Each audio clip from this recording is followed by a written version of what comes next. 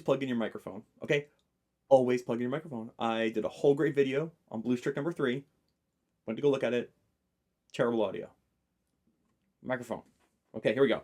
Plug your microphone. I'm going to try and do this all again. It's so frustrating. Here we go. All right, so watch blues trick number 1. Watch blues trick number 2.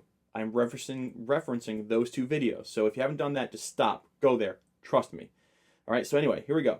So now we have, you have this more complete version of a blues scale that really can work, okay? From blues trick number 2, we have 3, 6, 2, 3. Sorry, we're in the key of G. We're playing a G7 right now, okay? So 3, 6, 2, 3, 4, 5, 3, 5, 3, 4, 5, 6, 3, 6, 3, 6, 7. And those notes are the 1, the flat 3, the major third, the minor third, the flat 5. The minor, oh my god, the 1, the flat 3, the major third, the 4, the flat 5, and the 5. Plug in your microphone. Flat 7 and 1, and then you have the flat 3, the major third, the 4, and the flat 5. You have the 5, the flat 7, and the 1, and you have a minor third and a major third, and that's where we left off with blues trick number 2. Okay, blues trick number 3 gets even more intense. So really quickly, remember, you have to have 7th chords to play legitimate blues. 7th chords minimum, like minimum. And what I mean by that is like, wait, minimum, what? Okay, well, you can add to a 7th chord. And if you have a 7th chord, that's some sort of 1, 3, 5, and 7 put together. Some sort of, because we can mess with that stuff, and we can talk about that later. But 1, 3, 5, 7 of the major scale, somewhat, and we can twist those things around, makes a 7th chord. So 7th chord means 4-tone scale. So what would mean a 5-tone scale? 1, 3, 5, 7, 9. A 9th chord. A 9th chord means 5-tone scale. Now 9th chords, when you start getting into 9th chords, you start getting that jazzy sound. The chord gets cloudy. We have to have 5 notes competing for attention, so they kind of play with each other in this sonic dance that we know as like starting to get into Jazzville, these 9th chords. So if you listen, here is a G7. Okay, I'm not doing it, and here's a G9. Okay. And now the root, so I'm going to show you this G9 chord. 2 on the A, 3 on the D, 2 on the G, and 3 on the B. Now this actually doesn't have a root note in it. The root note is right here, okay, on the 3rd fret. So if you're going to play it, you can just take your first finger, 1 fret back from the root. This is a rootless 9th chord, and the reason we do that is because A, there's supposed to be 5 notes in the chord, and your bass player is going to be playing it, so you stay out of the way of the bass player. So this is a G9. The root note is right 1 fret up from where your first finger is. So this is a G9, and if I want to play an A9, my A is on the 5th fret, so I do the same shape, but up on my first finger on the 4th fret. So the 9th chord, okay? So why is that important? Well, it's very simple. You have this total hybrid scale I gave you that has the major thirds and the flat 5s in it, right? I mean, when we were playing, we're like, this is so cool. But now, remember what we said, if they're playing a 7th chord on stage, you know, you can play your major third in your pentatonic, and it's going to sound good because both notes are being played at the same time. But now you can, in Jazzville, in Bluesville, if they're playing a 7th chord, you as a guitar player can actually imply the next chord, because a 7th chord is 1, 3, 5, and 7, and a 9th chord is 1, 3, 5, 7, 9. So if you play the right 9, if you play that note, then all of a sudden the audience is going to hear a 9th chord. So what is a 9th chord? Great. Well, we need the 9th note of a scale. So you have 1, 2, 3, 4, 5, 6, 7, 8, 9. And it is that note, okay? It's the 2nd fret of the G string, and we're playing in G. That's a 9. That note happens to be an A. So let's find all the A's. There's an A on the 5th fret. There's an A on the 2nd fret of the G. And there's an A on the 5th fret of the E. So the A is your 9. You might be saying, wait a second, the A is the 2. It's the 2nd note of G. And it is.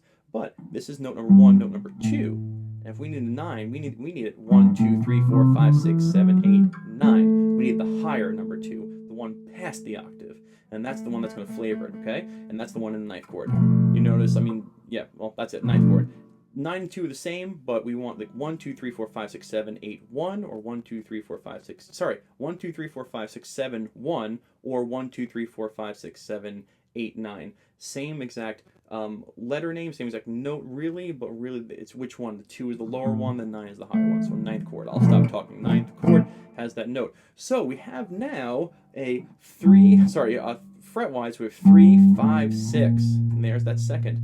Then we combine the major third, the major third, the 4, the flat 5, the 5, the flat 7, the 1, the 9, the minor third, the major third, the 4, the flat 5, the flat 7, the 1, the 5, the flat 7, the 1, the minor third, and the major third. That's a huge scale for the blues, but this is what your guys are doing. So we have 3, 5, 6, 2, 3, 4, 5, 3, 5, 2, 3, 4, 5, 6, 3, 6,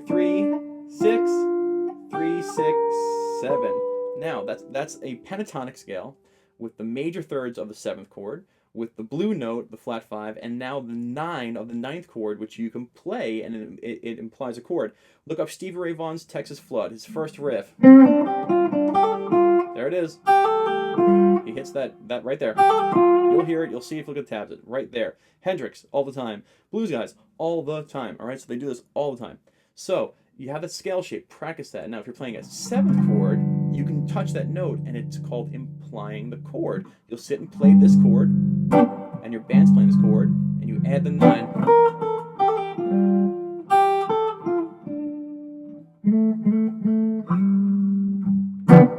There it was. I'll do it again. It's the root note. You can put it anywhere.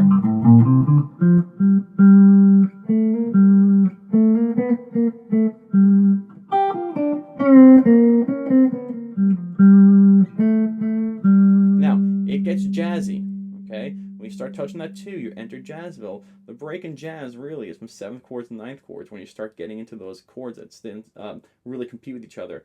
So that scale shape is 100% movable, okay? This is part of blues trick number 3. You have the G7 here, and you have the C7 here, and you have the D7 here, okay? 8 and 10. Now, if you want to play the 9th chords, you want to experience 9th chords, I hear you, okay? You have 2, 3, 2, 3.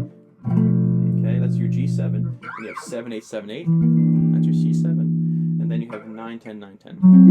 For your, these are 9th chords. Oh my God, G9, C9, and D9. And now, remember the root note is 1 fret up from where your first finger is on the E string. Okay, it's right here.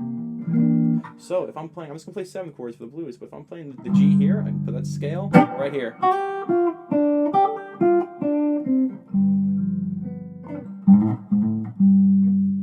If I go to the C, now same scale shape.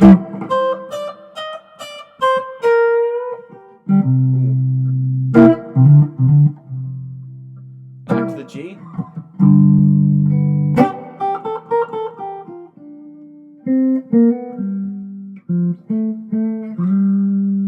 Now to D. Yeah, that 9. To the C. Back to the G. And you can edit anywhere.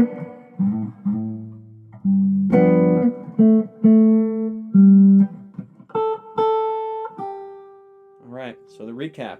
I went really fast. The blues consists of 7 chords. The next chord in line is called a 9th chord. You have the power as a lead guitar player to imply that chord by hitting the 9 within your scale.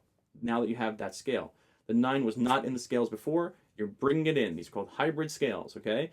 And again, it's just like if you take a chord progression and you put the scales on top, all these notes get switched together. So that's how you get that massive shape scale.